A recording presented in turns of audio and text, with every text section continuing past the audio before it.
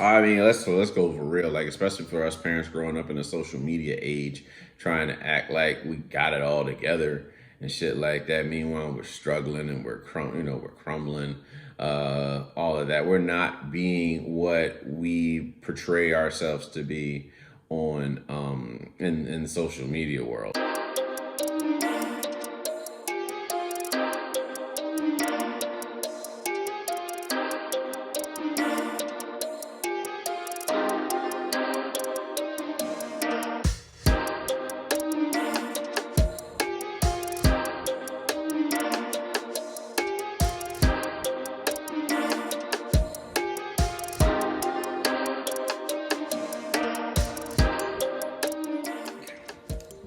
Have you ever been a hypocrite about something?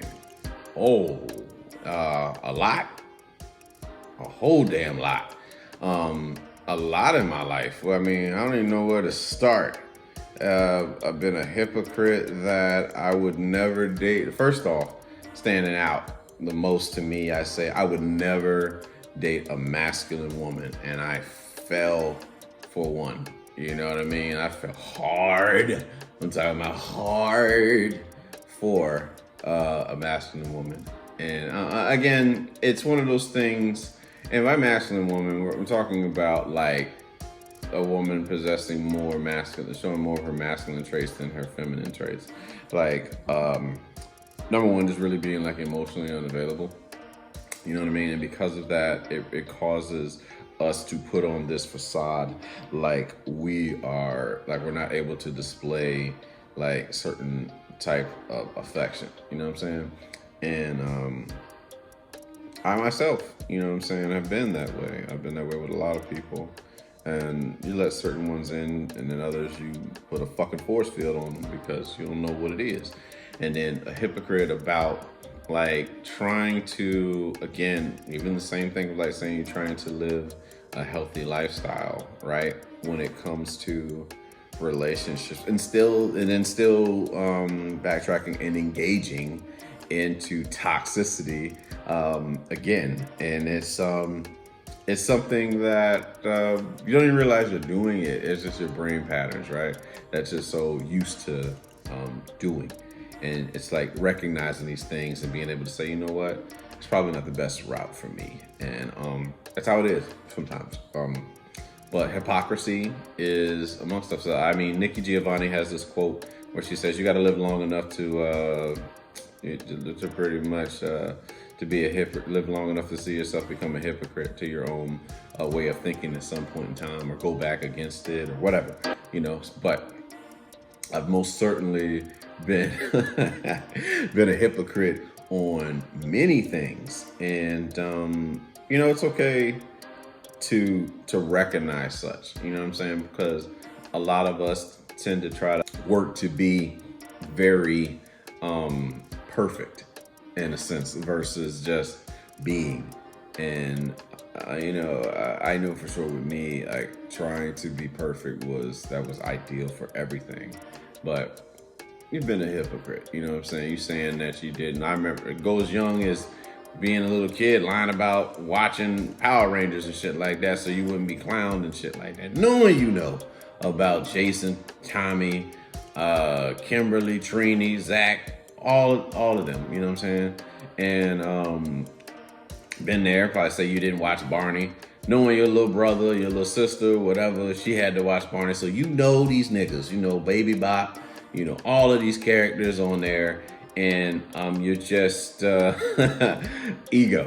And you're trying to be cool and calm and all that other shit. Or stating that, I mean, let's go for real. Like, especially for us parents growing up in the social media age, trying to act like we got it all together and shit like that. Meanwhile, we're struggling and we're crumbling. All of that. We're not being what we portray ourselves to be on in the social media world. You know what I'm saying? Like some people post pictures of them with their families, and they don't even talk to these motherfuckers like that. You know what I mean? Like, it's like the communication isn't as strong as what Facebook or Instagram would allude it to be. And the point is, in this instance, it's not just being a hypocrite. It's more about what are we going to do to fix the situation? Who cares what we look like? What are we going to do to actually be a family that can actually come together? You know what I mean? And that's the beauty of it. Like I'm a big proponent now. Like I said, I lived off ego. I'm one of those people that thought if I build myself up enough, it would maybe make people love me, right? Instead of understanding that I'm already loved, worthy of love, and both really already without even doing anything. You know what I'm saying? It's like feeling like you had to prove yourself and all that, but it comes with growth. It comes with growth and understanding and being able to see things from different perspectives. But hypocrisy, yes, hypocrisy. Some people that say, they don't post on social media and then for validation and then turn around and post a picture. I mean, I've been guilty of it myself. And or people say, I don't do it for, like, I'm posting a picture for self-love. Bitch, please. Like, community love. Self-love is yourself, not everybody else. You know what I'm saying? But I mean, we just are who we are, man. Like, again, we're just hypocrites. We're just hypocrites. And it's like I said, it's not okay in a sense, but it's okay in the fact that we do make mistakes and we're not perfect. Because I don't think that's what this is about. I think perfection is it's an illusion, and it's wanting to be. At least for me, I just want to be, nothing more. Just be a human being and live in the moment while I'm there. And because it's not easy, man. There's so many things that we endure with this life, pressures that we've created inside our own mind. And once we learn to not give a fuck, like for real, and that's another thing of hypocrisy, acting like you don't give a fuck what people say, knowing that you're worried about what's being said about you on the inside, and your ego takes over and causes you to react to things that you probably had no business responding to. You know what I'm saying? But it's about progress and learning from said mistakes, or what you deem as a mistake, so that you can do better going forward. But hypocrisy, have I ever been a hypocrite? I sure have, and I hopefully learned from it, being able to laugh at myself. Laughter kills the ego, so you have to laugh at yourself and say, man, yeah, you said this, but you did this, you know what I mean? And it's like, okay, laugh at yourself, catch yourself, do better going forward. And you make mistakes too. Yeah, that's it. You make mistakes.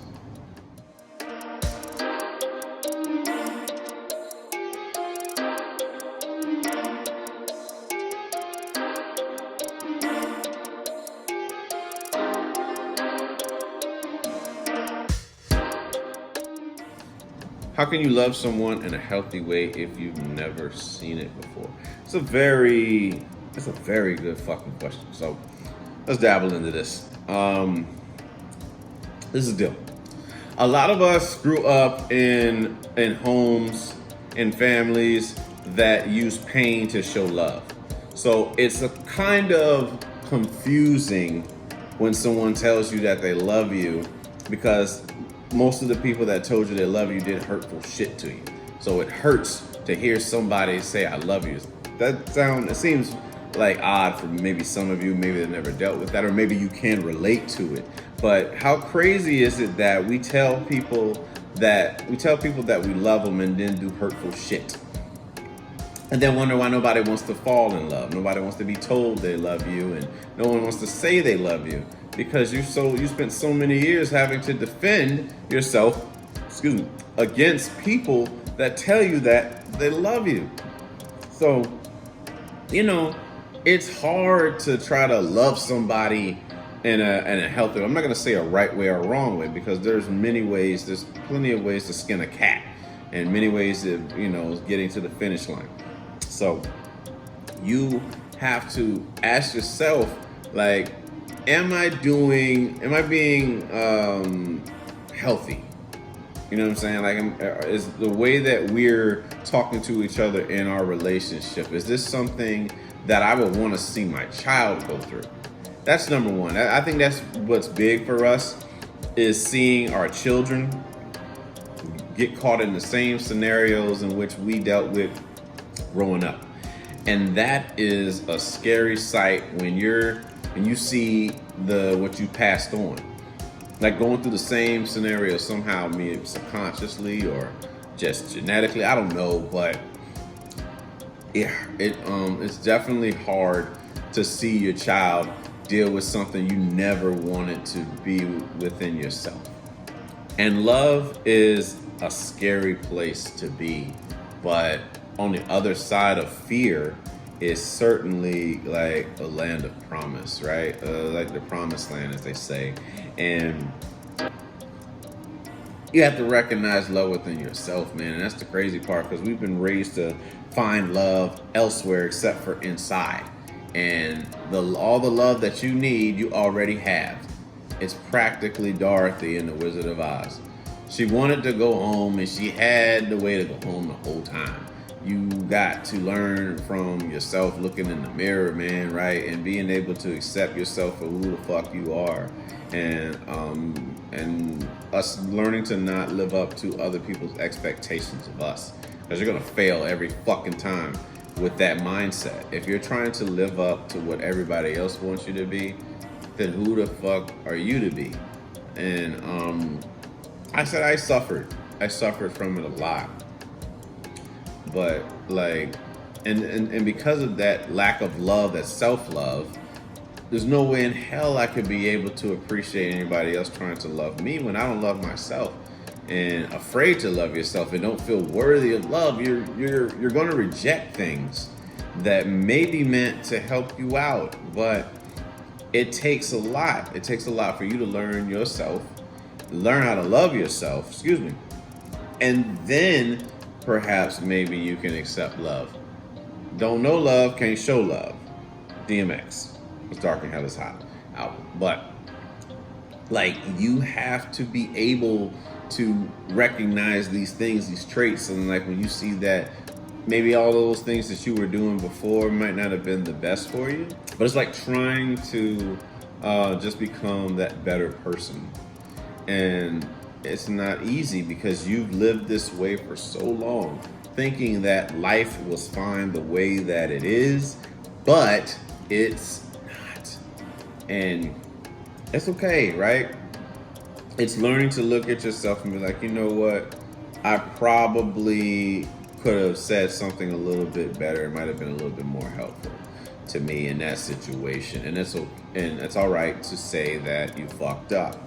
Be able to admit that you fucked up, okay? And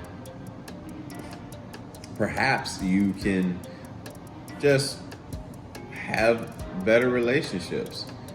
It takes a lot to heal. You know what I'm saying? Like, it's so much, because a lot of us been through some shit where we were betrayed by those that were supposed to love us. So it's hard to understand. It's hard to see the forest from the trees, and who's there for us and who isn't. So, and some of us tend to block out like everybody, right? And then because we're in pain, we project our pain onto other people, thinking that that's normal, and it's not. And it's learning that you have to be in a place of peace, and peace should never be compromised by anybody. I don't care who you are, any woman, any man, black, white, Asian, Latino, all of that. Do not compromise your peace for anybody. All right? Protect your peace at all times with your life. And that is it's so vital, and it's important to love yourself. Like, if you've never been told that, you need to learn how to love yourself. You need to learn to take yourself out by yourself and not so much look to somebody else to complete you, because that is unfair. It's unfair. So for, just wanting to be in healthier relationships, to have a healthy love, so that you can really just answer this question, which is like, how can you have healthy love when you've never seen it? It's learning from, I'll say, professionals on the aspect of what healthy love could be. And you may not always agree with everything that's being said, but you have to look at yourself and what you were brought up in, and then look at maybe just cross-reference what this idea of what healthy love is. So, I hope this answers the question. And continue to heal. Wish people positive energy and healing energy, and protect your peace, and maintain your distance from those that don't value you. Like, there's one thing when somebody tells you they love you, is another thing for somebody to say that they value you. And I value the word the word value more than anything. Like, that's what I'm saying. Like, again, I was told I love you by a lot of people that did some very unkind things to me. So there's another thing of somebody saying that they love you. There's another thing about somebody saying that they're in love with you. And there's another thing saying that you value me. I prefer to be valued.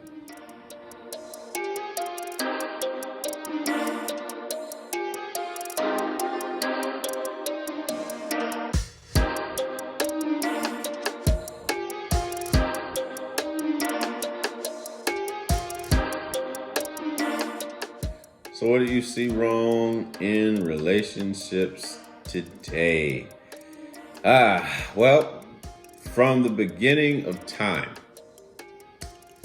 I'll go back as far as like caveman days, whatever, Adam and Eve, if you believe that these naked motherfuckers was walking around. Communication. There is no relationship whatsoever, friendship, work, intimacy, marriage, all of that shit. There's nothing without communication. If we do not communicate, if we do not know how to communicate to each other, we are going to fail. All right? We are going to fail in whatever we got going on. We have to be able to communicate how we feel with each other, and stop dismissing each other's feelings when we talk to them. Do not listen. I'm going to reiterate this as much as I can. Do not anybody that you fucking value in your life, anybody that you value in a conversation, whatever, you know what I'm saying? Do not dismiss someone when they're talking to you and they're telling you how you feel. Because the second that you dismiss them, they no longer wish to share how they fucking feel with you. So what that does is bring a barrier to communication. And when there's a barrier in communication, there is issues within the relationship, which leads to assumptions. And we should never, ever, ever fucking assume anything. You should have direct communication. You should be able to tell a person how you fucking feel when you're discussing whatever it is. And if you don't feel comfortable talking to that person, then maybe that's not the person you are or should be with at this point in time. Because I think we should be in relationships where we're free to be oneself for who we are, and not be judgmental towards people, and actually listen. You know what I'm saying? Like, this is the deal. Like, it doesn't matter what it is. You must know the language of whoever you're talking to. So if you got somebody that's probably from like the hood, right? You know what I mean? And they speak a certain slang and whatnot. And then you have somebody who grew up in like a rich area, or maybe in an area where they don't even speak English, right? So you got this person that's speaking slang, English slang, of course. And then you got this person that's probably speaking Spanish, or probably speaking, I don't know, Korean or whatever the fuck the proper term is and shit like that. Speaking Chinese, Japanese, whatever. And if a person that's Japanese tries to have a conversation with somebody from the hood in slang, do you think they're going to understand what that person is saying? No. Do you think the person from the hood that speaks slang is going to understand what the Japanese person is saying? No. And it's because of the language. You have to learn the person that you're in a relationship with, friendship, all of that. You have to learn their language so that you can communicate with them better. And you do this by listening. The more you listen when you're talking to somebody, the better you are going to learn how to reach them in their language. And of course, they talk about, love languages. And when you understand a person's love language, then you're able to communicate with them a little bit better and understand that. And that's how it is for relationships. It's communication. I feel like communication is a big issue. We're more prone to text somebody than talk on the phone, and it's create a sense of social anxiety where we are afraid to kind of talk on the phone with people. I know I definitely dealt with my sense of social anxiety over a long stint of years, and I know it had everything to do with my porn addiction. Because when you have addiction to porn, you start to develop shame and guilt for a lot of things that maybe not even wasn't your fault. So talking on the phone, it's like those people can see my shame and my guilt, and I just feel so bad for myself, and they don't, I don't want them to see me like this type thing. You know what I'm saying? The ego is embarrassed, but you have to overcome said shit in order to have better communication. And I know that we think that some of us can do things without others, but it gets a point in time where you do need social interaction. So communication, in order to have better social interaction, we got to have better communication. So it's like learning, man, like honestly, the people that we have around us, learning to talk to them and let them know that they are loved and valued, and you do value what they have to say. You do not dismiss how they feel. You let them know their feelings are valid, and then have the conversation, right?